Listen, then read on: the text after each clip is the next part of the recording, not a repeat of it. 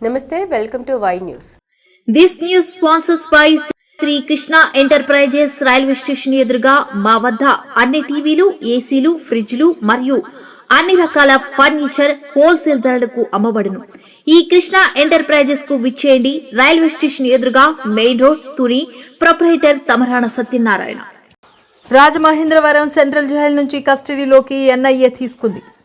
రాజమండ్రి జాంపేటలోని మహిళా పోలీస్ స్టేషన్లో నిందితుల విచారణ జరుగుతుంది.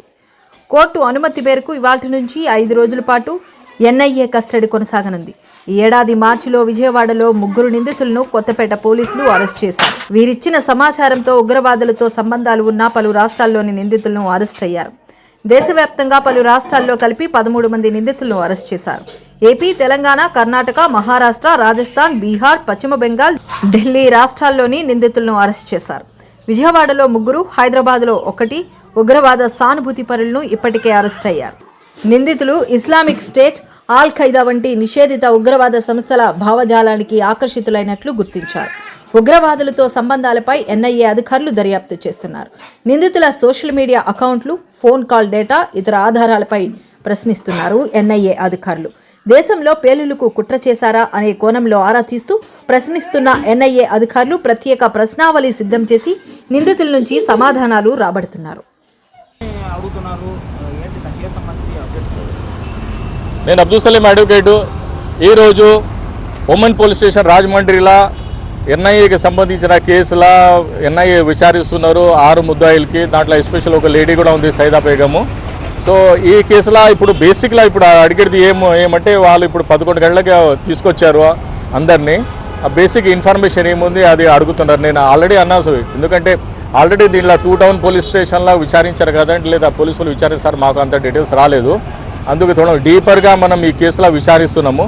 ఏదైనా ఇన్పుట్ వస్తే మీకు ఇస్తాము. ఇప్పుడు వరకు కూడా ఏం ఇన్పుట్ రాలేదు. బేసిక్ వెరిఫికేషన్ వాళ్ళ డీటెయిల్స్, అంటే వాళ్ళ ఫ్యామిలీ బ్యాక్గ్రౌండ్, వాళ్ళ యాక్టివిటీస్, వాళ్ళు ఏం పని చేసేటో, వాళ్ళకి ఎవరితో రిలేషన్షిప్స్ ఉన్నాయి అదే డీటెయిల్స్ ఉంది. ఇప్పుడు లంచ్ టైం ఉంది, అందరు లంచ్ చేస్తున్నారు. సో అందుకే నేను కూడా ఈ బ్రేక్ తీసుకొని వచ్చాను.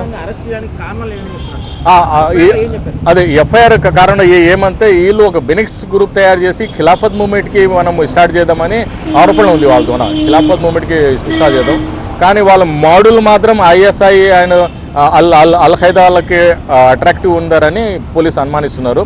కానీ ఫ్యాక్ట్ ఆఫ్ ద కేసు మా చేతిలో ఇప్పటివరకు రాలేదు. అలిగేషన్స్ ఉన్నాయి. ఒకసారి మాకు ఆ ఫ్యాక్ట్ ఆఫ్ ద కేసు వస్తే ఆల్ మీడియాకి నేను రివీల్ చేస్తాను. 6 మంది ఇప్పుడు లేదు, టోటల్ 12 మంది ఉన్నారు.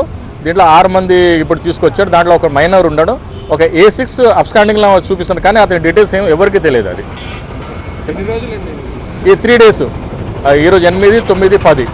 ఓకే, రిమైనింగ్ 8, 9, 10, 11 ఉన్నారు కదా, వాళ్ళకి 10, 11, 12 వాళ్ళకి ఇప్పుడు వరకు అయితే ఏ మెటీరియల్ దొరకలేదు. జస్ట్ వాళ్ళు సోషల్ మీడియాకి వాళ్ళు అంటే యూజ్ చేశారు, దాని తప్ప ఇంకా ఏం లేదు ఇప్పుడు వరకు. అదే ఇప్పుడు వాళ్ళ రిమాండ్ రిపోర్ట్ చదివితే రిమాండ్ రిపోర్ట్లో జస్ట్ అలిగేషన్స్ ఉన్నాయి, కానీ మెటీరియల్ ఏం లేదు.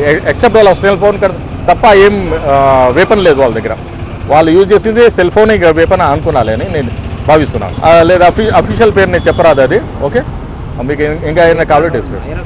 హైయర్ అఫీషియల్ ఉండేది, ఐపీఎస్ ఆఫీసర్ ఉన్నారు ఒకడు, ఇంకా వేరే వాళ్ళు లేదు. 3 days కస్టడీ ఉంది. తర్వాత వాళ్ళు ఛార్జ్షీట్ వేస్తేనే మనకు ఏముంది ఫ్యాక్ట్ ఆఫ్ ద కేసు తెలుస్తుంది. ఛార్జ్షీట్ వేయకుండా మనకి ఏం తెలియదు. ఛార్జ్షీట్స్ వస్తే 207 CRPC కింద మీ మీడియా కూడా నేను ఇస్తాను, ఎప్పుడైనా రెడీ ఉంటుంది. లేదు, ప్రతి కేసులో సెల్ ఫోన్ సీజ్ చేస్తారు. గంజాయి కేసులో చేస్తారు, ఏదైనా చిన్న దొంగతనం కేసులో కూడా సెల్ ఫోన్ చేస్తారు. దాంట్లో ఏముంది డాటా, అది పోలీసులు ప్రైమ్ జాబ్. అది వాళ్ళ జ్యుడిషియల్ వాళ్ళు పని చేస్తారు, మన జ్యుడిషియల్ మన డిఫెన్స్ లాయర్ ఉన్నాము. వాళ్ళు ఎక్కడైనా ప్రొసీజర్ వాల్యుయేషన్, హ్యూమన్ రైట్కి మనం ఏమంటారు కాపాడుతాము. ఆ అక్యూస్కి ఉన్న ప్రొసీజర్ ఆఫ్ లాకి మనం ఫైట్ చేస్తాం. ఇదే మన అదే ఆవిడ డీటెయిల్స్ అదే సైదా బేగం అని ఉంది, కానీ she is A domestic helper. 3 ఇంట్లో పాకి పనికి వెళ్తుంది ఆమె. మరీ ఇంకా చెప్పాలంటే దీంట్లో బెస్ట్ ఏమంటే ఈ అరెస్టైన మొత్తం 12 మందిలా ఒక్కడు మాత్రం వాళ్ళ ఫ్యామిలీకి 500 కంటే ఎక్కువ ఇన్కమ్ ఉంది.